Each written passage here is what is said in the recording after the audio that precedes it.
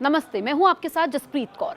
उत्तर Korea ने गुरुवार को कहा कि इस हफ्ते उसने कई नए वेपन सिस्टम का टेस्ट किया है। इनमें बैलिस्टिक मिसाइलें भी शामिल हैं, जिनमें क्लस्टर बम वाले वॉरहेड लगे हुए हैं। दक्षिण कोरिया के खिलाफ उत्तर कोरिया अपने परमाणु हमले वाले हथियारों को और मजबूत बनाने की कोशिश कर रहा है। उत्तर कोरिया की सरकारी मीडिया ने यह खबर दी। यह खबर दक्षिण कोरिया की सेना की रिपोर्ट के एक दिन बाद आई। दक्षिण कोरिया ने कहा था कि उसने उत्तर कोरिया के पूर्वी तटीय इलाके से कई मिसाइलें छोड़ी गई। ये 2 दिनों में दूसरी बार था जब उत्तर कोरिया ने मिसाइलें दागी। उत्तर कोरिया की आधिकारिक न्यूज एजेंसी केसीएनए ने बताया कि टेस्ट सोमवार से शुरू होकर 3 दिन तक चले। इन टेस्ट में बैलिस्टिक मिसाइलों के साथ ही क्लस्टर वॉरहेड, एंटी एयरक्राफ्ट हथियार, इलेक्ट्रोमैग्नेटिक हथियार और कार्बन फाइबर बम भी शामिल थे। दक्षिण कोरिया के जॉइंट चीफ्स ऑफ स्टाफ ने कहा कि बुधवार को छोड़ी गई मिसाइलें 240 से 700 किलोमीटर तक रही और समुद्र में गिर गई। मंगलवार को प्योंगयांग के पास से कम एक प्रोजेक्टाइल छोड़ा गया। जापान के रक्षा मंत्रालय ने कहा कि बुधवार को छोड़े गए हथियार उसके विशेष आर्थिक क्षेत्र के पानी में नहीं घुसे। अमेरिकी सेना ने भी कहा कि मंगलवार और बुधवार के लॉन्च से अमेरिका या उसके सहयोगी देशों को कोई तत्काल खतरा नहीं है। केसीएनए ने बताया कि हॉन्सूंग 11 बैलिस्टिक मिसाइल पर क्लस्टर मुनिशन वॉरहेड लगाकर टेस्ट किया गया। ये मिसाइल रूस की इस्कंदर मिसाइल जैसी दिखती है। ये कम ऊंचाई पर उड़ती है, दिशा बदल सकती है, जिससे दुश्मन की मिसाइल डिफेंस सिस्टम उसे रोक नहीं पाता।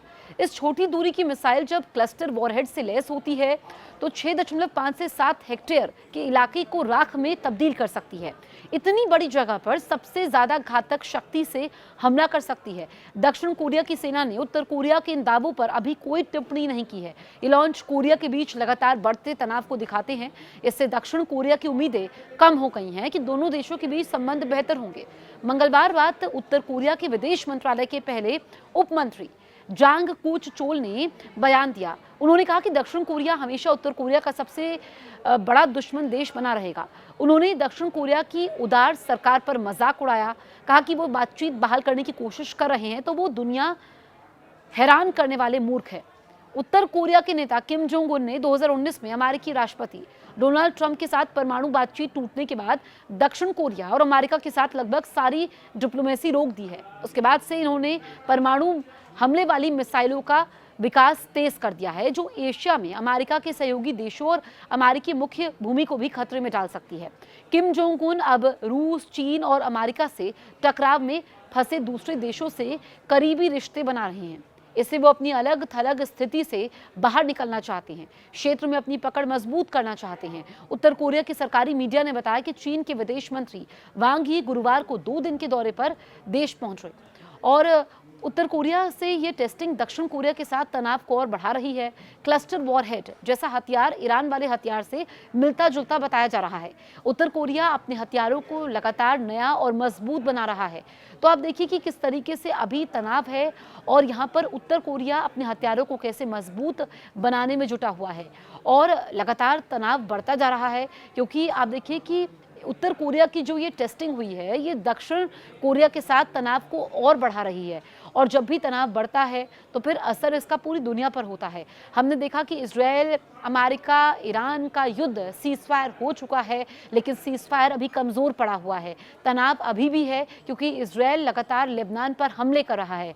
इससे पहले हमने देखा रूस यूक्रेन का युद्ध जो कि सालों से चल ही रहा है। एक्सपर्ट्स ने कहा था कि ये युद्ध लंबा नहीं चलेगा, यूक्रेन टिक नहीं पाएगा। लेकिन यूक्रेन न सिर्फ टिका बल्कि उसने जवाबी हमले भी किए, रूस को काफ़ी नुकसान भी पहुंचाया और अभी भी डरा हुआ है। यही हाल ईरान का भी है।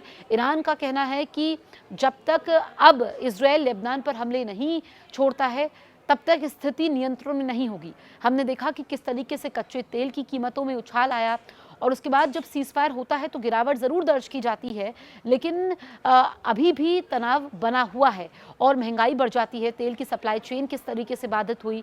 हमने देखा कि इस युद्ध में जो अमेरिका, ईरान, इजराइल का युद्ध, इसमें कई सारे देशों को नुकसान तो हुआ ही है और पैसों का भी काफ़ी नुकसान हुआ है, क्योंकि हथियारों में पैसों की बारिश कर दी गई और अमेरिका को सबसे महंगा ये युद्ध साबित हुआ है।